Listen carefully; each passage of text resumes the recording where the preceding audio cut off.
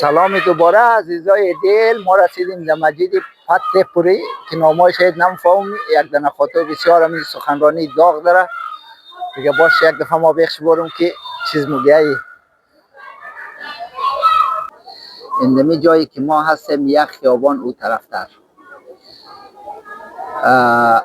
4 تا ادیان هست که مسجد اینجاست. رو به رویش مندره، باز بغلش کلیسای، بغلش هم گودواره. اما پلیس ها همیشه امنیت همه را میگیره.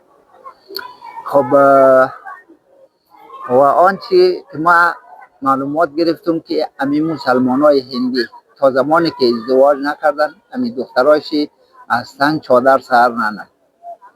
بخی یک ننگ است برای زنا که دختری که ازدواج نکرده باشه چادر سر کنه.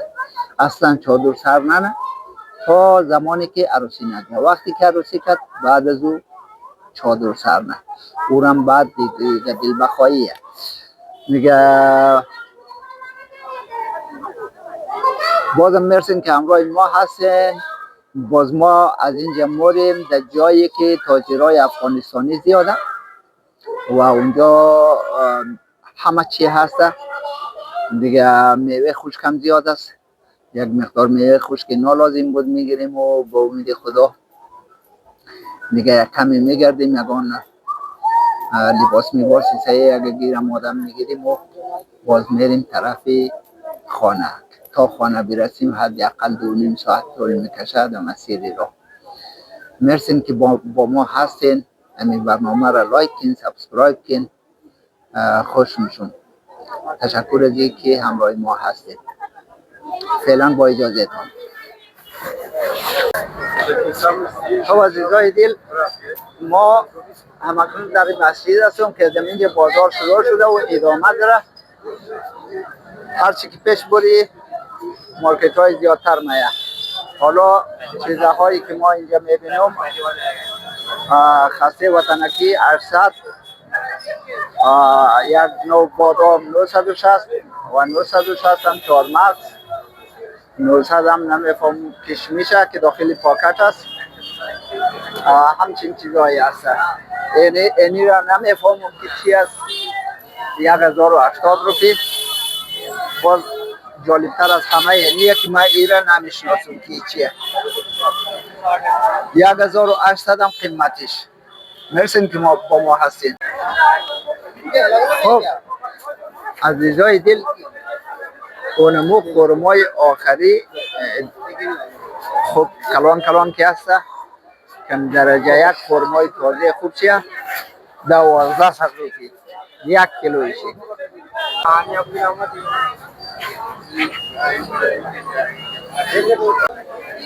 دوستای نهایت عزیز، ما در اصل مرکز تجارتی شهر دهلی کنه هستم که اینجا تاجرای افغانستانی هم زیاده، میوه افغانستانی هم زیاد، میوه خشک.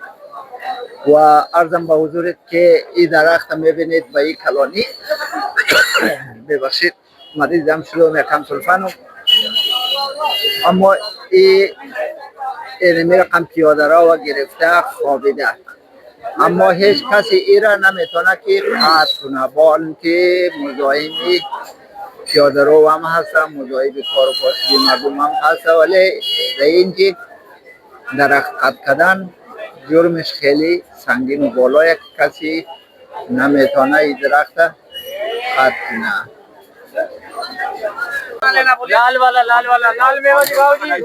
خب عزیزای دل، ما یعنی انجیر خریدیم در 1200 انجیر وطنکی و همچنین یک چیز خریدیم بادام وطنکی 800 و 1 کیلو هم چهارمغز 600. اینجا چهارمغزش البته یکم خورده پرده. خب ये नया माल आया है, नई क्रॉप का माल है ये कितने है? 400 रुपए 400। हाँ जी 450 आई हुई थी। किशमिश पलावी हम 400। नया माल आया, लगा लो ये अंदर लगा लो।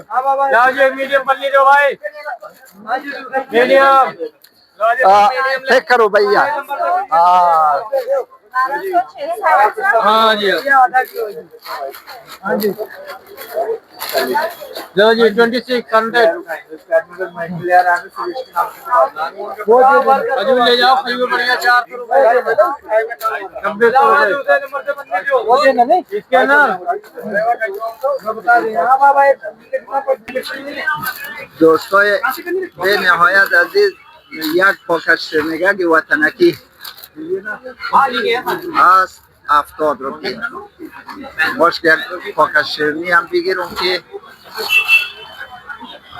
और इसमें در یاد وطن هم قطرهای مای بکنم.